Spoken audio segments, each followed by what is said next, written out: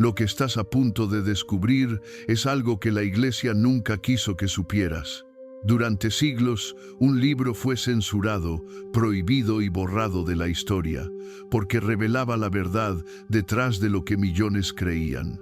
Un texto que exponía secretos, contradicciones y traiciones que podrían derrumbar la fe tal como la conoces. Hoy, millones de personas están abandonando los templos, alejándose de los sermones, cuestionando lo que antes aceptaban sin dudar. ¿Por qué sucede esto? La respuesta está en las páginas de aquel libro prohibido, un manuscrito que, aunque intentaron silenciarlo, aún tiene poder para abrir los ojos de quienes se atreven a mirar más allá de la apariencia. Prepárate, porque lo que vas a escuchar no es un cuento ni una teoría. Es una historia de misterio, poder y revelaciones que puede cambiar tu manera de ver la fe para siempre. Lo que la Iglesia ocultó durante siglos ahora sale a la luz. Y la pregunta es, ¿estás listo para conocer la verdad que millones no quieren que descubras? Lo que estás a punto de escuchar no es un relato común. No se trata de un sermón, ni de una enseñanza piadosa que la Iglesia aprobaría. Es algo distinto. Algo que, según se dice, fue borrado de la historia, escondido en sótanos polvorientos y bibliotecas a las que el público jamás tuvo acceso. Un libro prohibido, desaparecido de los registros oficiales y del cual apenas sobreviven fragmentos sueltos, referencias olvidadas y susurros en los márgenes de textos más antiguos. ¿Por qué fue prohibido? ¿Por qué tanto empeño en que no lo leyeras, en que nunca llegara a tus manos? La respuesta es inquietante, porque en sus páginas había algo que podía hacerlo todo caer. No solo los muros de piedra de los templos, sino las columnas invisibles sobre las que descansa la fe de millones. Este libro hablaba demasiado, revelaba lo que no debía ser revelado y exponía con crudeza verdades que la institución nunca quiso que supieras. Desde hace siglos, los líderes religiosos repiten la misma consigna: confía, no cuestiones. Pero el misterio de este texto prohibido encendió una chispa peligrosa, la de preguntar, la de dudar, la de mirar detrás del telón. Y cada vez que alguien lo hacía, la estructura temblaba, porque si resultaba cierto lo que allí estaba escrito, todo el edificio de la iglesia podía venirse abajo como un castillo de naipes. El libro contaba una historia muy distinta a la oficial. No se alineaba con la doctrina predicada desde los altares. En lugar de reforzar los dogmas, los cuestionaba. En vez de silenciar al creyente, lo invitaba a pensar y, sobre todo, señalaba las grietas que el tiempo confirmaría, las contradicciones, los secretos, las incoherencias que hoy explican por qué millones están abandonando la fe. Imagina por un momento a un joven monje en un monasterio olvidado del siglo IV. En sus manos sostiene un manuscrito que contradice lo que los obispos le ordenaron copiar. Lee con los ojos abiertos de par en par y en silencio entiende el peligro. Si lo conserva, puede ser castigado. Si lo quema, se perderá para siempre. El miedo lo paraliza. La historia cuenta que muchos eligieron ocultarlo, enterrarlo, esconderlo entre muros, confiando en que algún día la verdad vería la luz. Ese algún día parece haber llegado. Porque hoy, mientras la Iglesia se enfrenta a la peor crisis de su historia moderna, las palabras de aquel libro resuenan más actuales que nunca. La fe se derrumba, decía uno de sus pasajes, no por culpa de los incrédulos, no por la maldad del mundo, sino por los propios cimientos podridos en los que fue construida. Y esa frase, tan directa y tan peligrosa, es la que marcó el inicio de su condena al olvido. La censura fue brutal. En concilios, decretos y órdenes papales se persiguieron textos considerados herejía. Muchos fueron quemados en hogueras, otros borrados línea por línea. Y otros, como este, simplemente desaparecieron sin dejar rastro. Y sin embargo, siempre queda algo. Un eco, una mención accidental en otro escrito, una cita perdida que despierta la sospecha de que hubo algo más. Algo que no querían que leyeras. Hoy, al revisar esas huellas, entendemos mejor por qué millones de personas están abandonando la iglesia. Porque las promesas que alguna vez sostuvieron a los fieles ya no convencen. Porque las respuestas que daban los púlpitos ahora parecen vacías. Y porque lo que este libro prohibido anticipó siglos atrás se está cumpliendo ante nuestros ojos. Dicen que el conocimiento es peligroso, y nunca fue más cierto que aquí. Este texto era como una bomba escondida en las entrañas del cristianismo institucional. Una bomba que no estalló en su momento, pero cuyo eco resuena con fuerza en la actualidad. Y es imposible ignorarlo. Templos vacíos, comunidades rotas, sacerdotes incapaces de responder a las dudas de una generación que ya no se conforma con repetir lo que le dicen. Este no es un simple relato histórico, es la apertura de un secreto. Y como todo secreto, tiene un precio. Quien lo descubre ya no puede volver atrás, ya no puede seguir viendo la religión del mismo modo, porque lo que leerás en este viaje no está pensado para reconfortar, sino para sacudir, para incomodar, para empujar a cuestionar lo que parecía intocable. Así comienza la historia del Libro Prohibido. Un texto que, aunque silenciado durante siglos, aún habla. Y su voz, cargada de advertencias, nos dice algo que hoy es imposible negar. La fe, tal como fue impuesta, se derrumba. Y lo que viene después, apenas estamos por descubrirlo. ¿Qué fue lo que este libro prohibido revelaba que resultaba tan peligroso?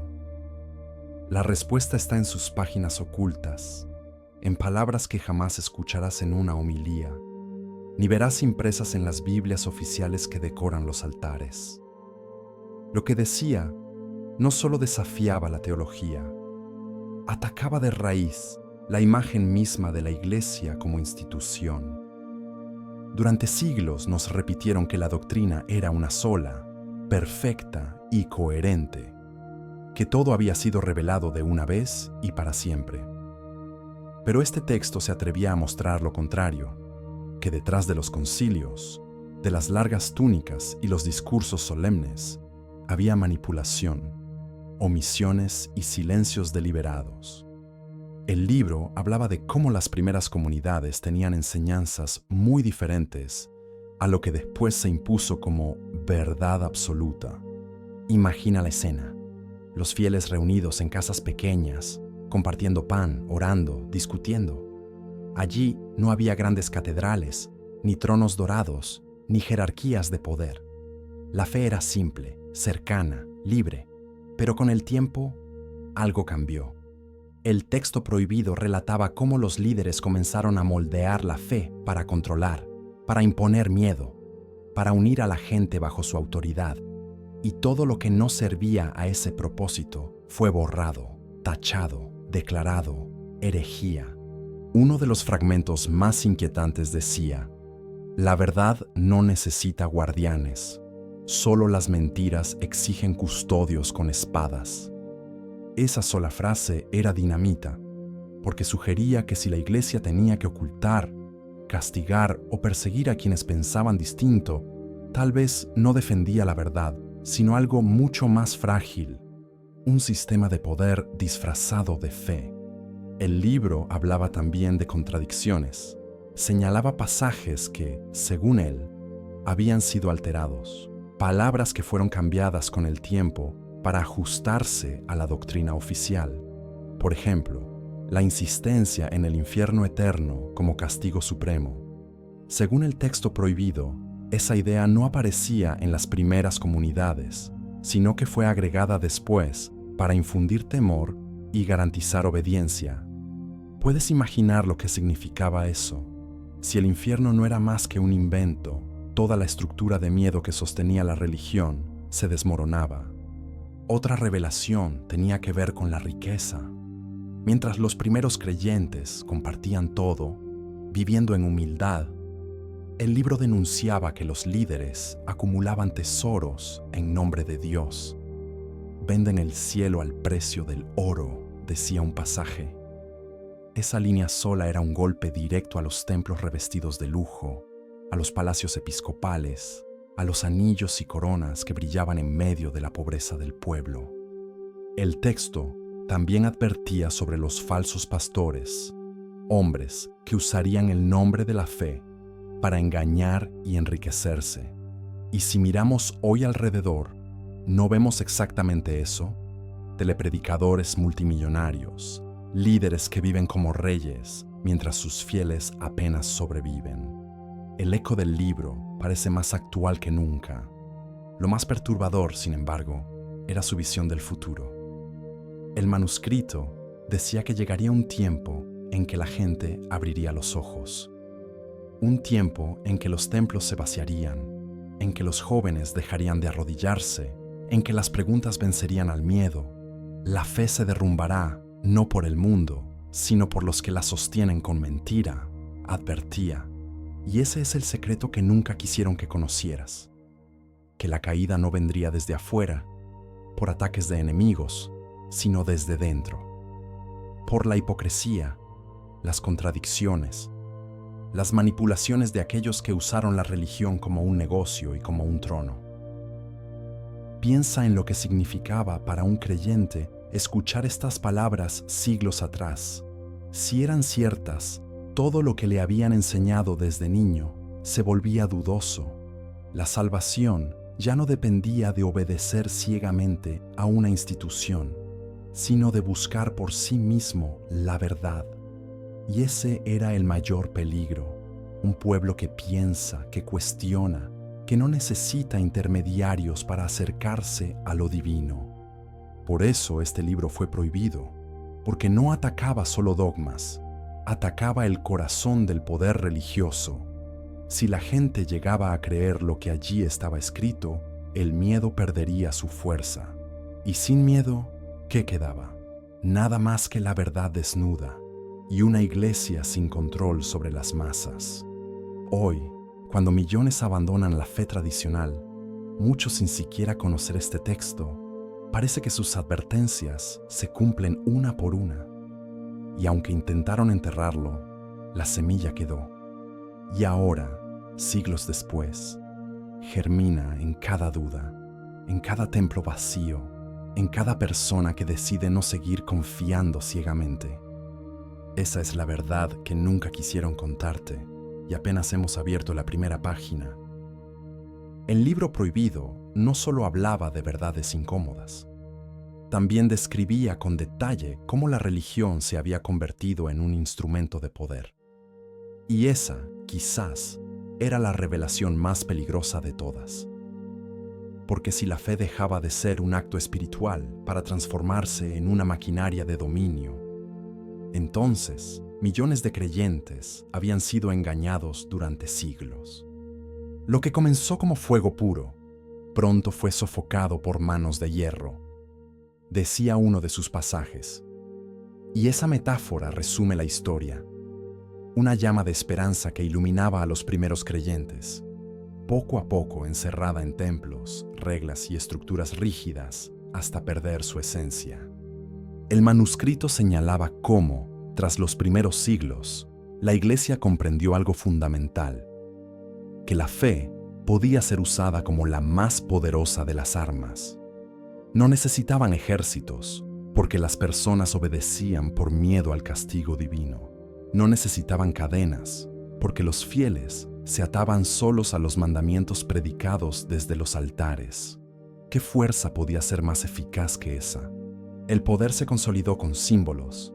La cruz no solo como señal de salvación, sino como bandera de conquista. Los reinos que se levantaban bajo su sombra no solo obedecían a un rey, sino también a un obispo, a un papa, a una institución que reclamaba ser la voz de Dios en la tierra, y cualquiera que se atreviera a cuestionar esa voz era condenado, perseguido o silenciado. El libro denunciaba cómo las escrituras fueron utilizadas para justificar guerras, imponer leyes y someter pueblos. Donde debía haber amor, plantaron miedo. Donde debía haber libertad, erigieron cadenas, afirmaba en otro de sus fragmentos. Y esas cadenas, aunque invisibles, resultaron más firmes que cualquier prisión. Con el paso de los siglos, la Iglesia acumuló poder político y económico. Reyes y emperadores no se movían sin su bendición. Las coronas se legitimaban en ceremonias sagradas, y los ejércitos marchaban convencidos de que luchaban en nombre de Dios. ¿Qué mayor manipulación podía existir? El libro prohibido no se guardaba palabras. Acusaba directamente a los líderes de haber usado la fe como moneda de cambio para controlar naciones enteras. Pero lo más perturbador era su descripción del miedo. El manuscrito insistía en que la doctrina del infierno eterno fue la herramienta perfecta para mantener a la gente bajo obediencia. No hacía falta espada cuando el terror a arder para siempre hacía que todos se arrodillaran sin chistar.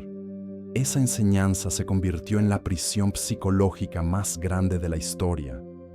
Y si, como el libro decía, esa idea había sido agregada siglos después, entonces toda la estructura de control quedaba desenmascarada. El texto también advertía de un fenómeno que hoy parece evidente. Cuanto más poder acumulaba la institución, más se alejaba de la esencia espiritual. La fe dejó de ser un camino personal y se transformó en una máquina burocrática.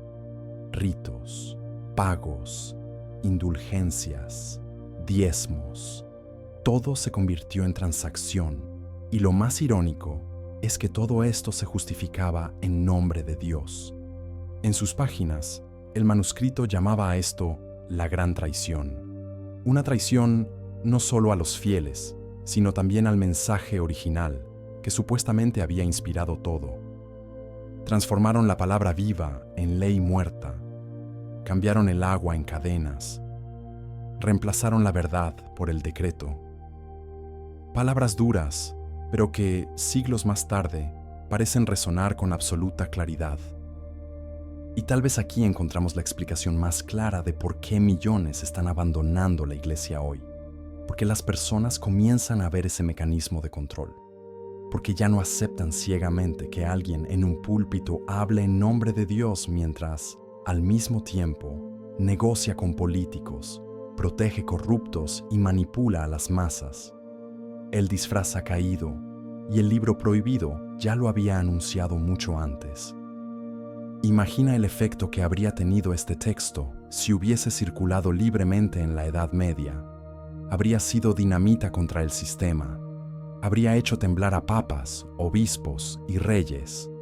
Por eso fue ocultado con tanto celo, porque no podían permitir que el pueblo entendiera que la fe había sido usada como una herramienta de manipulación.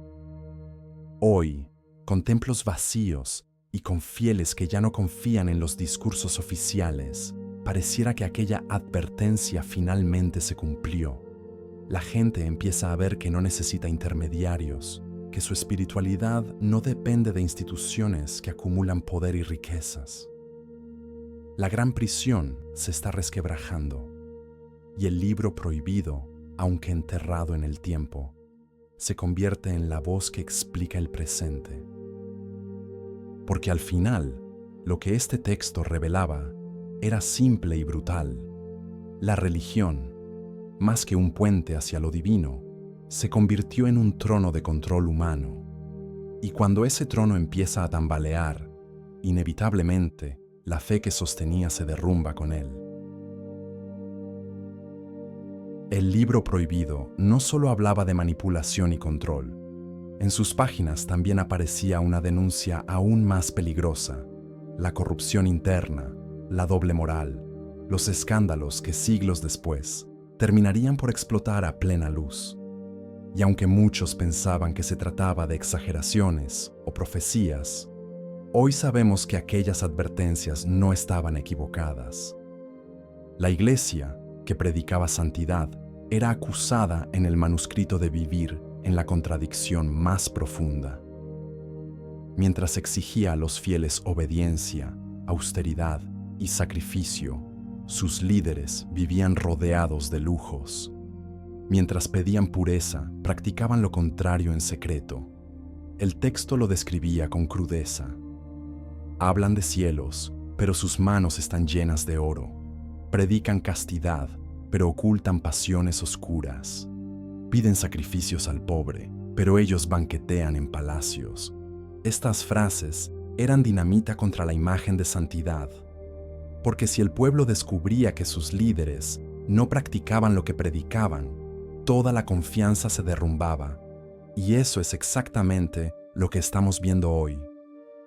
Millones abandonando no por falta de fe en lo divino, sino por asco a la hipocresía de quienes se suponía debían guiar. El manuscrito hablaba de abusos cometidos en nombre de Dios, de sacerdotes que usaban su posición de poder para aprovecharse de los más débiles. Y aunque durante siglos la Iglesia logró ocultar esos pecados bajo un manto de silencio, la verdad terminó saliendo a la luz. Escándalos de abusos, encubrimientos sistemáticos, víctimas olvidadas. Todo lo que el libro había denunciado siglos atrás ahora se encuentra en portadas de periódicos y documentales. El texto advertía: nada que se haga en la oscuridad quedará oculto por siempre. Cuando la corrupción llegue a los altares, la fe de millones se marchitará. Esa frase parece escrita para nuestro tiempo, porque cada vez que un nuevo caso sale a la luz, cada vez que se revela otro encubrimiento, la confianza del pueblo se rompe un poco más. La hipocresía también se veía en lo económico. El libro describía cómo, mientras los fieles daban hasta lo que no tenían, la institución acumulaba riquezas inimaginables. Y basta mirar hoy al Vaticano, una ciudad-estado llena de tesoros, arte, oro y bancos propios. ¿Qué tiene que ver eso con el mensaje de un hombre humilde que predicaba en sandalias y sin posesiones? La contradicción es demasiado evidente. El manuscrito decía: su templo no está en Dios, sino en el oro que guardan en sus cámaras. El pobre les da su pan, y ellos lo multiplican en banquetes de reyes.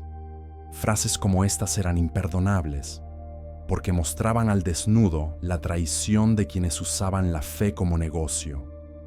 Y si la gente llegaba a creerlo, el poder de la Iglesia se desplomaba. Lo más inquietante es que el texto no hablaba de escándalos como casos aislados, sino como un patrón, una práctica que se repetiría una y otra vez a lo largo de los siglos. Y tenía razón. Desde la venta de indulgencias en la Edad Media hasta los casos de corrupción y lavado de dinero en la actualidad, todo confirma lo que aquel libro denunció. El resultado de tanta hipocresía era predecible: el derrumbe de la confianza. ¿Cómo creer en quienes predican amor, pero encubren crímenes? ¿Cómo confiar en quienes hablan de humildad, pero viven en lujos? ¿Cómo seguir obedeciendo a quienes aseguran tener la verdad, cuando sus actos contradicen cada palabra? Por eso, millones han decidido dar un paso atrás, no porque hayan dejado de creer en Dios, sino porque ya no soportan la farsa, y esa es la clave. La fe no se derrumba sola, la destruye la hipocresía de quienes deberían cuidarla. El libro prohibido sabía que este día llegaría. Cuando los fieles vean la podredumbre de sus líderes, huirán de los templos, y no será el fin de la fe, sino el principio de su liberación. Y tal vez eso explica lo que estamos presenciando hoy: un éxodo silencioso, templos vacíos, generaciones enteras que deciden no regresar. La mayor traición no fue contra Dios, sino contra el pueblo, porque quienes debían ser pastores se convirtieron en lobos. Y cuando el rebaño se dio cuenta, entendió que lo más seguro era alejarse. Así, los escándalos y la hipocresía se convirtieron en la prueba viviente de lo que el manuscrito había anticipado: que el derrumbe no vendría desde afuera, sino desde dentro. y ese derrumbe ya está en marcha. Lo que el libro prohibido había anticipado siglos atrás parece cumplirse con cada generación que crece en un mundo distinto al de antaño. Hoy, la fe ya no es un refugio seguro. Muchos la ven como una construcción desgastada, llena de contradicciones y vacíos. Millones han decidido dar un paso atrás. Y no es por falta de espiritualidad, sino por la incapacidad de las instituciones religiosas para sostener una verdad que ya no convence. El manuscrito advertía que el avance del conocimiento sería implacable, que la ciencia, la educación y la curiosidad natural del ser humano revelarían grietas que la Iglesia había intentado ocultar. El velo de la autoridad será rasgado por la luz de la razón, decía uno de sus fragmentos. Y así sucede.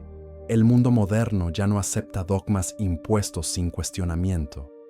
Los templos vacíos y las congregaciones reducidas son el reflejo tangible de lo que aquel libro anticipó. Las nuevas generaciones buscan sentido, pero no en libros prohibidos ni en sermones rígidos. Buscan respuestas que conecten con su experiencia, con la vida cotidiana, con la realidad que ven a su alrededor. Y cuando los templos no pueden ofrecérselas, se alejan. Ya no es suficiente rezar y obedecer. Quieren entender, cuestionar, explorar. Y eso, para muchas instituciones religiosas tradicionales, es un desafío que amenaza su propia existencia. El libro prohibido describía este proceso como un derrumbe silencioso pero inevitable. Cuando la voz de la conciencia despierte, el eco de las mentiras caerá, y los muros de piedra no podrán sostener lo que se ha perdido en el corazón de los hombres. Hoy, ese eco resuena en todas partes. Jóvenes que dejan de asistir a misa, comunidades enteras que se desvanecen, templos convertidos en museos, teatros o incluso bares. La tecnología también ha acelerado este cambio. Internet, redes sociales y acceso a información global hacen que la gente cuestione lo que antes era incuestionable. Lo que era un secreto bien guardado durante siglos, ahora está al alcance de un clic. Cada escándalo que antes podía ser ocultado, cada contradicción que podía ser silenciada, ahora se expone públicamente.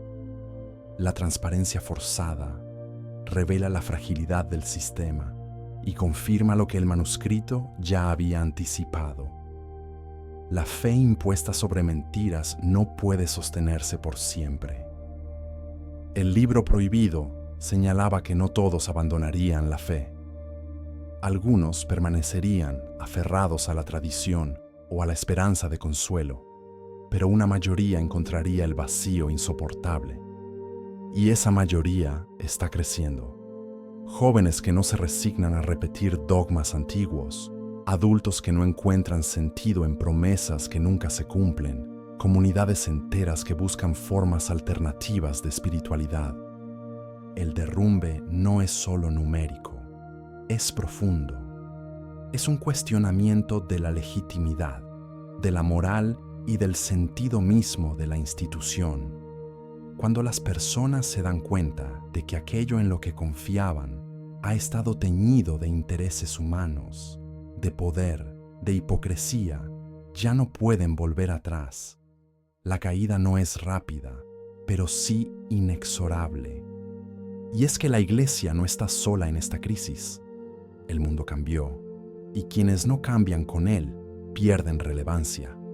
La globalización, la ciencia, la libertad de pensamiento y la comunicación instantánea han creado un terreno donde la fe impuesta se enfrenta a la experiencia directa del mundo, y el libro prohibido lo predijo con precisión. La verdad, por incómoda que sea, encuentra su camino, y la mentira no puede sostenerse frente a ella.